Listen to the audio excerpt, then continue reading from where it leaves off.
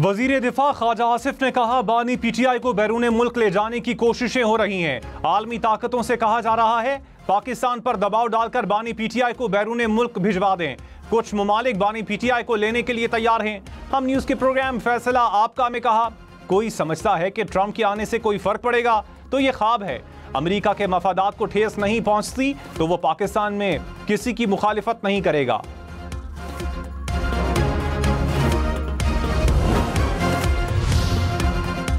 Justice Aminuddin Khan की सरबराही में 7 रुकनी आईनी बेंच तश्कील। जस्टिस जमाल खान मंदोखेर, जस्टिस मोहम्मद अली मजहर आईनी बेंच का हिस्सा। Justice Ayesha A Malik, justice Hasan Azhar Rizvi भी शामिल। जस्टिस मुसर्रत हिलाली और जस्टिस नईम अख्तर अफगान भी आईनी बेंच का हिस्सा।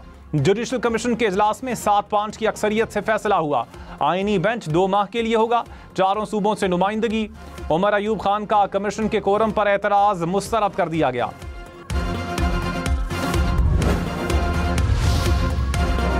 26वीं तरमीम का केस रवां हफ्ते फुल कोर्ट में लगाया जाए। जस्टिस सैयद मंसूर अली शाह और जस्टिस मुनीब अख्तर का चीफ जस्टिस को खत कहा। चीफ जस्टिस के इजलास ना बुलाने पर जो 2 जजेस ने खुद इजलास बुलाया। फैसला किया, तरमीम के खिलाफ केस 4 नवंबर को फुल कोर्ट सुनेगी। कमेटी फैसले के बावजूद कॉज लिस्ट जारी ना हुई। जजेस की रजिस्ट्रार को 31 अक्टूबर की मीटिंग मिनट्स वेबसाइट पर जारी करने की भी हिदायत।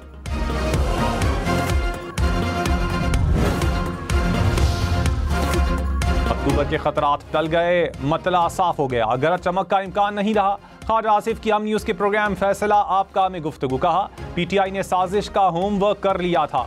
अदलिया के अफराद भी शामिल थे। जिस आईनी बहरान की निशानदही करता था, 2 बंदों का खत वही माहौल बनाने की कोशिश है। बिलावल भुट्टो जुडिशल कमीशन में यकसा नुमाइंदगी ना मिलने पर हुकूमत से नाराज। कहा, नून लीग और पीपल्स पार्टी की मसावी नुमाइंदगी का वादा पूरा नहीं किया गया। हुकूमत के साथ मुस्तकबिल का फैसला सेंट्रल एग्जीक्यूटिव कमेटी करेगी। बिलावल भुट्टो की वतन वापसी पर कमेटी का इजलास बुलाया जाएगा।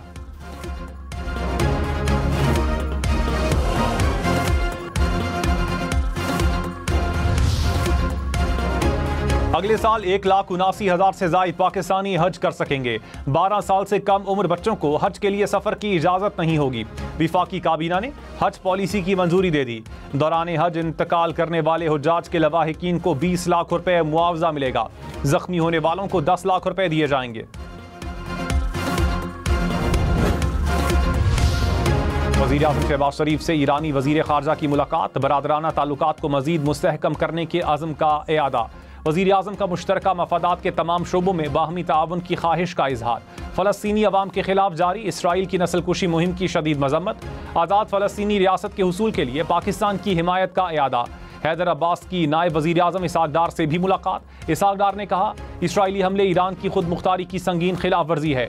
ईरानी वज़ीर ख़ारजा बोले, ख़ित्ते में इसराइली ज़ाहिरियत को रोकने के लिए इज्तिमाई काविशें दरकार हैं।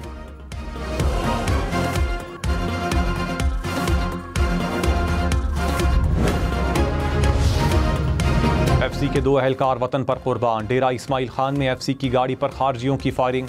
2 एफसी एहलकार शहीद, 4 जख्मी हो गए।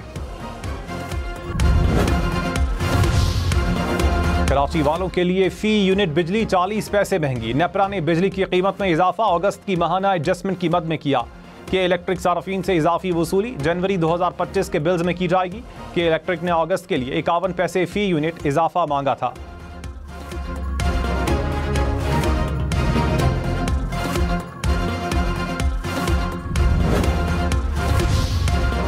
लाहौर का दुनिया के आलूदा तरीन शहरों की फहरिस्त में पहला number. Air quality index 400 points के करीब। शहरियों को सांस लेने में दुश्वारी और आंखों में जलन की शिकायत। महकमा मौसमियात ने स्मॉग के नए स्पेल से मुताल्लिक खबरदार कर दिया। कहा, 24 घंटों में भारतीय हवाओं का रुख पाकिस्तान की तरफ होगा। एयर क्वालिटी इंडेक्स 700 पॉइंट्स तक जाने का इम्कान।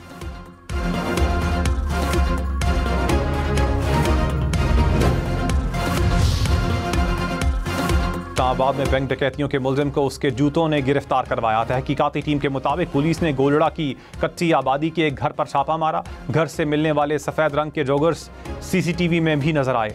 दूसरे कमरे से मोटरसाइकिल और क्लाशनकोव भी मिल गई। पुलिस मालिक मकान की मदद से मुलजिम तक पहुंची। इस्लामाबाद की अदालत ने मुलजिम का 5 रोज़ा जिस्मानी रिमांड दे दिया।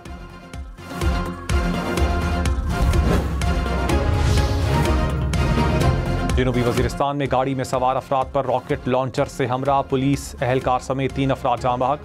वजीर दाखिला मोहसिन नकवी का CTD एहलकार समेत 3 अफराद के जाँ बहक होने पर इजहार अफसोस, कहा शहदा के खानदानों के साथ खड़े हैं।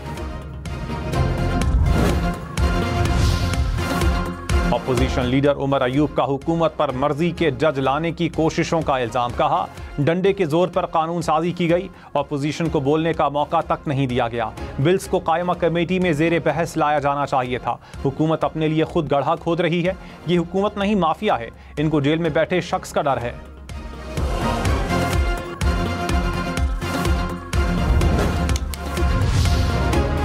वजीर दिफा ख्वाजा आसिफ ने कहा आर्मी एक्ट में तरमीम पर एक्सटेंशन का लफ्ज लागू नहीं होता। हमने मुद्दत तय की है। तरामीम किसी एक शख्स के लिए नहीं बल्कि मौजूदा और आने वाले तमाम सर्विसेज चीफ्स के लिए हैं।